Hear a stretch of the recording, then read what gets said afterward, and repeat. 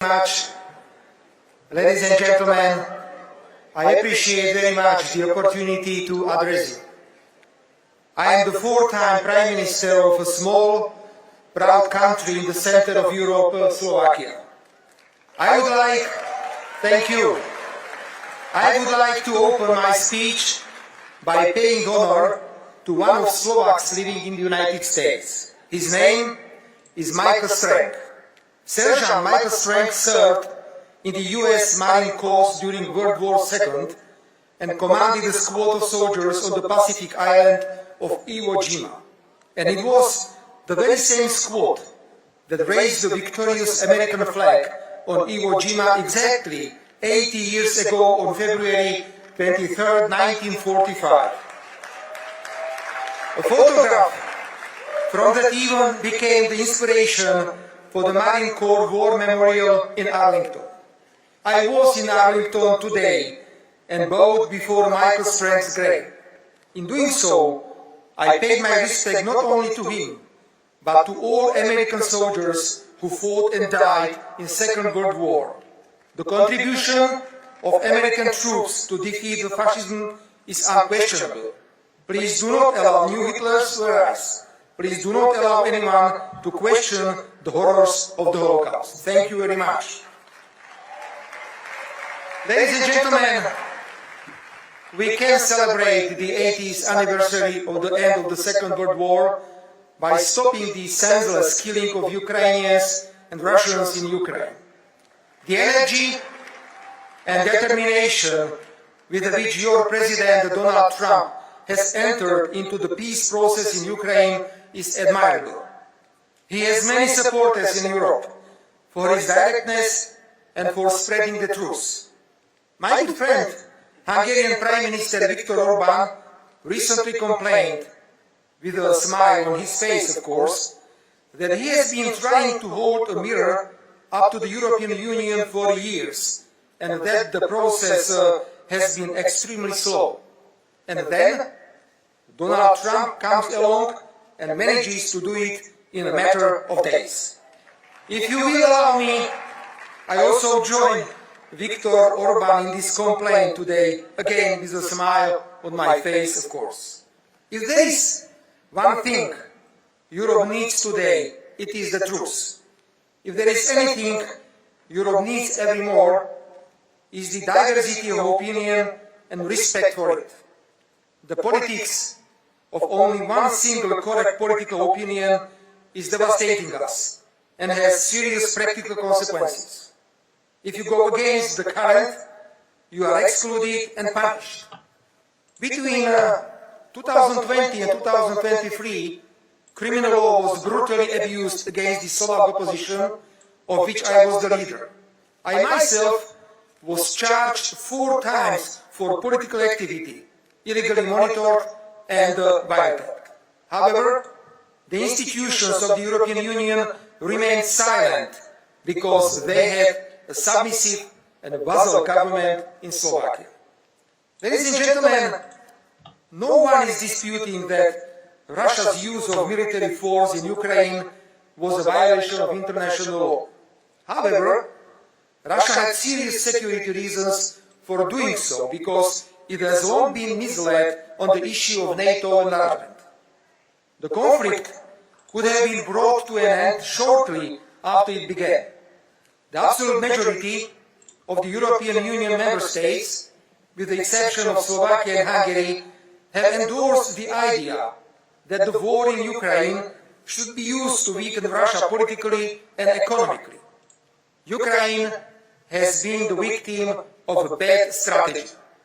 Today, it is evident that the limitless financial, military and political support, coupled with the anti-Russian sanctions, did not bring its effect. I was among those who warned against senseless killing, calling for ceasefire and supporting all peace plans. As a reward, I was branded a Russian agent. The word peace has been virtually unused in Europe for the last 3 years. Whoever spoke of peace was a warmonger.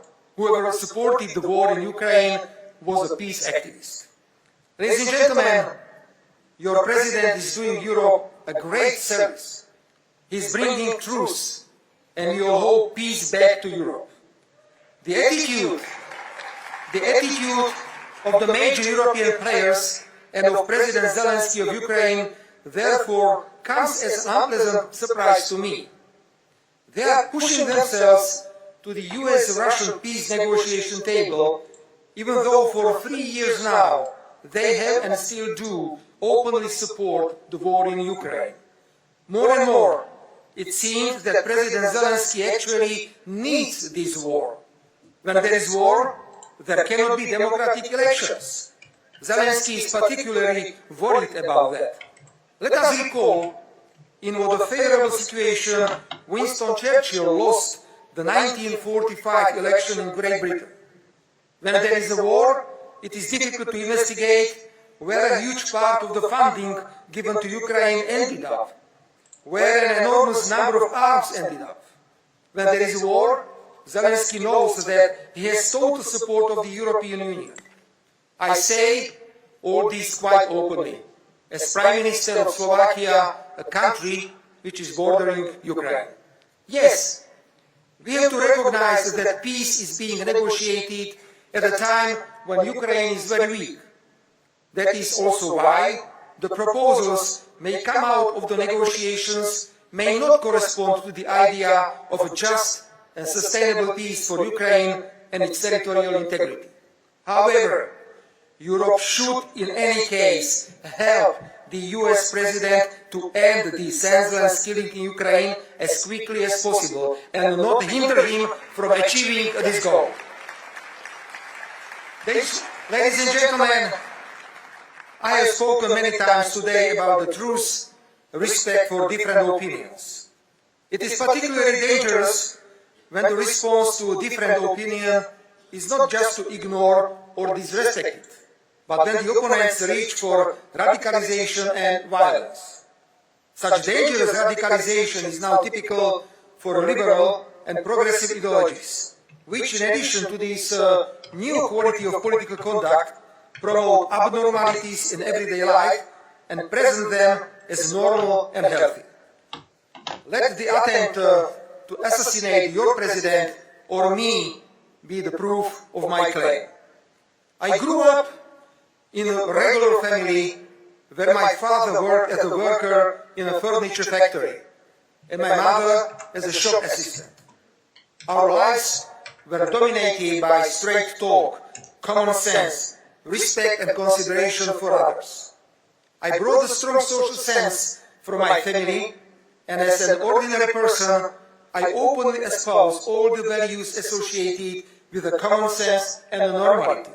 As a politician, I add to this the respect for international law, for the principle of non-interference in the internal affairs of other countries, for sovereignty and strong national leadership. If anyone thinks that we will be intimidated by violence and that we will stray from this path of values, they are so strong. We used to say in Slovakia, what does not kill us, make us stronger. I intend to continue my efforts to amend the Constitution to improve the protection of fundamental values. When we adopted the Constitution of Slovakia in 1992, we had no idea that there might be a need to constitutionally define marriage in order to create a barrier to woke ideologies. The need arose, and we incorporated into the Constitution the definition of marriage as the unique union of a man and a woman. After all, marriage with this meaning has served for centuries as the cornerstone of Slovak families. We do not intend to question it because of external pressures or fashionable ideological trends. We are now working to recognize in the Constitution only two sexes, male and female, nothing else. Then, the conditions for adoption of children only by spouses, and the prohibition of teaching anything in schools that would contradict these constitutional definitions. With a great respect, we are also following your President's administration fight against illegal immigration. As Slovak Prime Minister, I too feel a strong commitment to protecting our borders and national sovereignty from external threats, foremost among which is the impact of illegal migration. That's why I blocked the redistribution of illegal migrants among the European Union member states on the basis of so-called mandatory quotas. Ladies and gentlemen, it is difficult to build a barrier against dangerous woke ideologies if they have substantial support in an entire network of NGOs and media. These, often financed from abroad, are turning into active political anti-government actors, of course, with no political accountability to the citizens. I recently sent a letter to Mr. Elon Musk about the role that organizations such as USAID have played in the unwarranted interference into sovereign internal affairs of other countries. I agree that we need to separate useful and beneficial projects from flagrant interference into Slovakia's internal affairs. The message I sent to Mr. Musk was very clear. We in Europe must oppose such interference and demand transparency and access to all information as the anti-government NGOs and media funded by USAID have been. We must protect our sovereignty, our right to choose our future, and to take decisions without external pressures. Ladies and gentlemen, in conclusion, may I say a few words about the powerful movements that have emerged in the United States and globally, MAGA and MEGA. These movements are not only simply slogans. They represent a vision that resonates urgently not only in the United States, but across the world. I know, ladies and gentlemen, dear friends, I know that you want fairness, reciprocity, and high-quality jobs. So do we. So let's talk. Let's work on it. Let's resolve our differences as friends and avoid pain of tariffs, measures, and countermeasures. I am known for my critical views on the European Union. At the same time, I am absolutely convinced that the European Union is our living space, which must be constantly fought for. For Europe to be great again, and for the European Union to be respected as an institution, that will require a lot of self-reflection, common sense, self-confidence, and money. So on behalf of my country, Slovakia, I openly declare that I am ready to work actively for such a renaissance of the European Union. Ladies and gentlemen,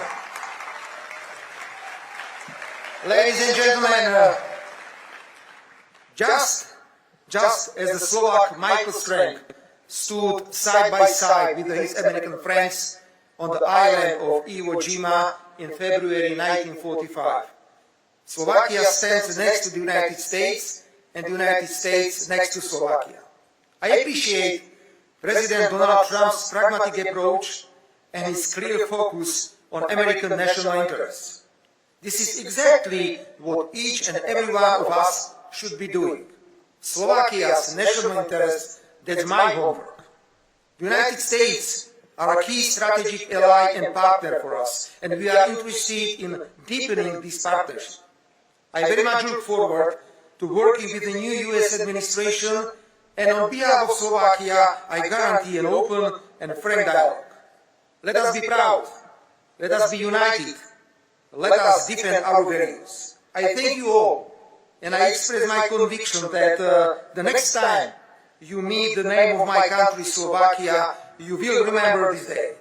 Long live the United States. Long live Slovakia. Thank you very much for your attention.